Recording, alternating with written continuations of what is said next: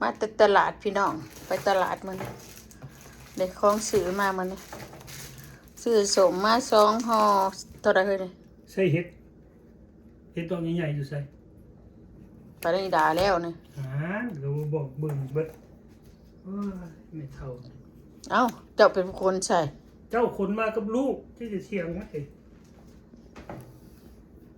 ค่อยไปหูเฮ็ดอันนั้นอันนี้เจ้าทงทางในนี่ทงทางในรถบนนานนั่งทงซื้อตลาดนี่เด้แก้วบายแจ็คดอนบุนี่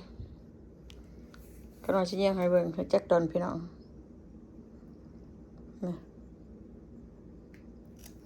ขนาดก็บ่เห็นมันตัวน้อยโอ้7ดอนเก่าๆวายใน3ขวด7ดอนเก่าๆปลาแดกในปลาแดกซื้อมา4-5 ขวดของตัวเองก็มีทำแบบตำสมบ่แซ่บอันนี้4ดอนกับ59 เซน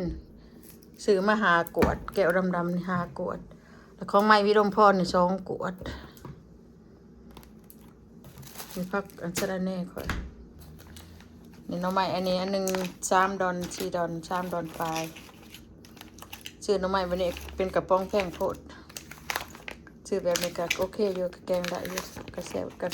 6 ห่อหนึ่ง2 ดอนปลายห่อหนึ่งซื้อเป็นกวนแพง4-5 ดอนพวกซื้อเป็นจังซี่มันถือกว่าแล้วก็แซ่บเท่ากันหั่นละซื้อมาปลาไว้ก็ซื้อห่อซาคูมาดอนปลายดอน79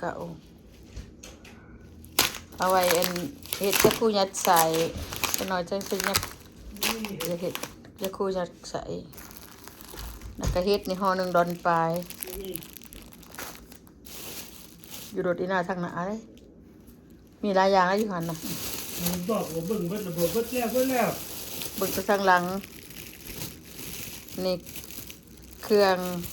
ประกาศหน้ากับบ่มีประกาศหน้าก็บ่มีประกาศหน้าก็ซื้อมาตาถึงอันนั้นสิไปขวดเสร็จข้าวปุ้นเห็นตกอยู่น้ำมีหน้าเวทอยู่ทางหน้ารถจะบนนั่งพุ่นพักอีเดิด3 ดอน6 เซนพักอีเดิดนี่ปลานี่คือบ่ไหวตู้เย็นจะสิปิ้งกินบ่ได้ว่าผักปลาคอตา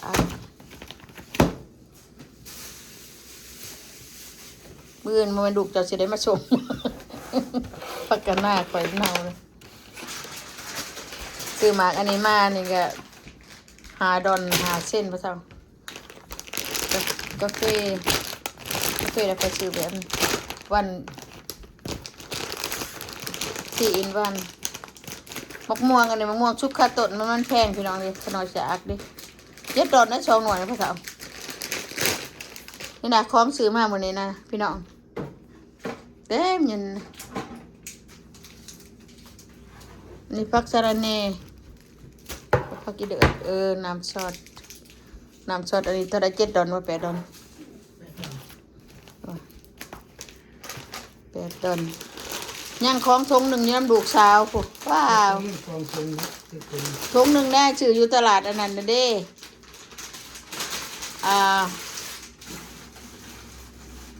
ตลาดตัวนั้นจะเอาเฮ็ดแต่ตลาดอันพม่านะไม่ตัวอยู่ตลาดพม่าตัวเขาตะวิดนะเมื่อในยานลูกสาวได้มาส่งอยู่นะ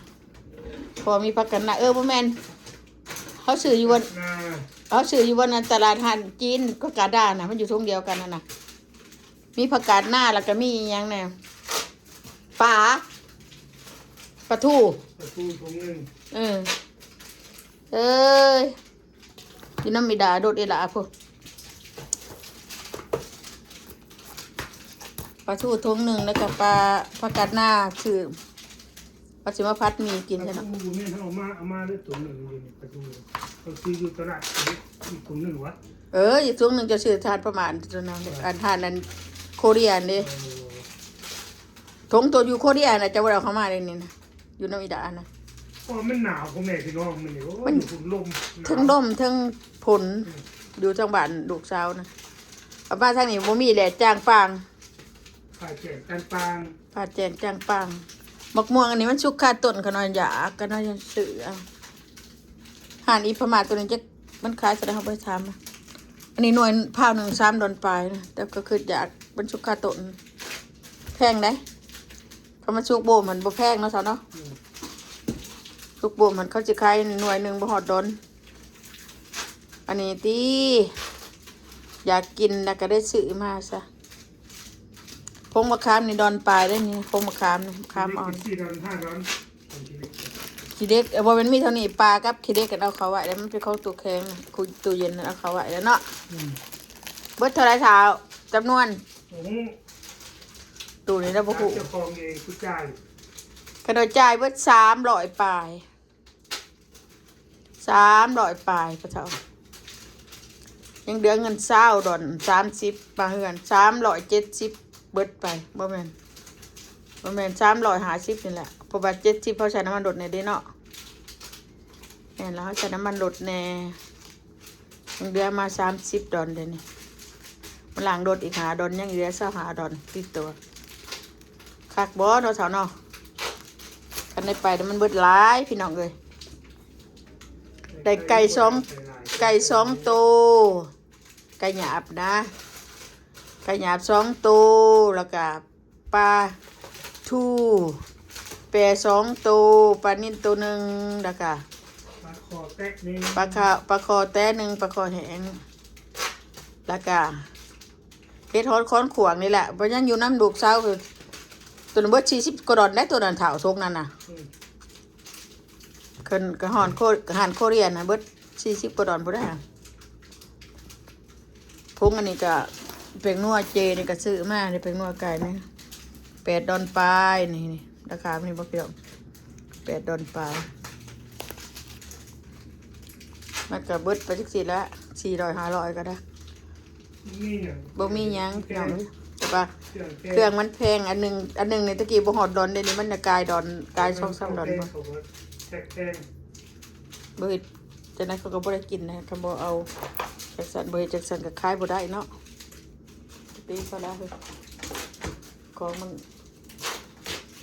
ราคามันขึ้นเขาก็ต้องขายตามมันขึ้นบ่ตีเขาเรื่องนี้ อาหารการกินได้ไวจะกวด3 กวด บาย3 กวดหนึง8 ดอน นี่ปลาคอแห้งเด้อพ่อแม่พี่น้อง แล้วเขาตากแดดเดียวตากปลาคอแดดเดียว ทานแต่เดียวโอเคเนาะเก็บของหมดเลย เก็บเอาไว้ยังเฮ็ดดอกใหญ่ เก็บจะ5 ดอนปลายไปเลย ผักกาดนาดแล้วก็ปลาทูแล้วก็อีกอย่างเนี่ยมี3-4อย่างบนในถุงนั่นชื่ออาหารจีนเนี่ยบ่ได้เอาจักดีเขาก็เอาแต่ในก้นรถแล้วมันในอันในรถหันบ่เห็นบ่ได้เอา มันบังผมอยู่เพิ่นจกผมที่หน้าสิเห็น คุณตัวเมียนตัวก็ต้องเบิ่งเลย ไผเจ้าบ่หิวไผหิวก็ได้อีนางหน้าคอยสิหิวอยู่ไส ที่ได้ที่เบิ่งจะในคนรถนะ เพราะเขาจะบอกมันจะโทรบอกมันอยู่โอเคพี่น้องตัวนี้เนี่ยไปตลาดมากกะดิโอ้ยเมื่อยพาก็เขามากันในนี่นะ โอเค เมื่อยแต่เมื่อยว่าโอเคเนาะพี่น้องซื้อเครื่องกะบ่ได้ใส่ถึกหรอกจะได้แพงๆบายเด้อพี่น้องเด้อเอาโศกมันดำด้วยพี่น้อง